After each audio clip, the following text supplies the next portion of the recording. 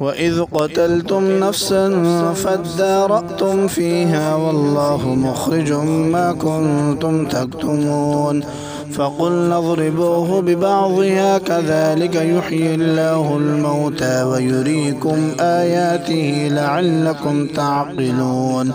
ثم قست قلوبكم من بعد ذلك فهي كالحجارة أو أشد قسوة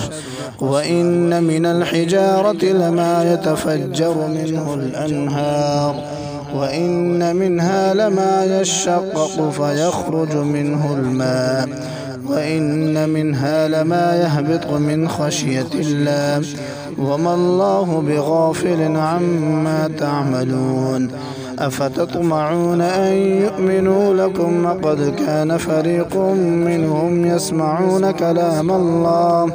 يسمعون كلام الله ثم يحرفونه من بعد ما عقلوه وهم يعلمون وإذا لقوا الذين آمنوا قالوا آمنا وإذا خلا بعضهم إلى بعض قالوا أتحدثونهم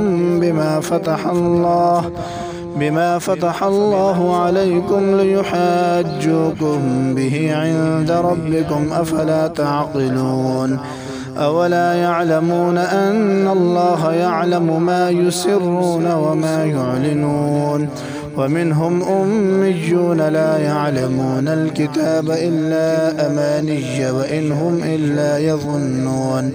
فويل للذين يكتبون الكتاب بأيديهم ثم يقولون هذا من عند الله ليشتروا به ثمنا قليلا فويل لهم مما كتبت أيديهم وويل لهم مما يكسبون وقالوا لن تمسنا النار إلا أياما معدودة قل أتخذتم عند الله عهدا فلن يخلف الله عهده أم تقولون على الله ما لا تعلمون بلى من كسب سيئة وأحاطت به خطيئته فأولئك أصحاب النار هم فيها خالدون والذين آمنوا وعملوا الصالحات أولئك أصحاب الجنة هم فيها خالدون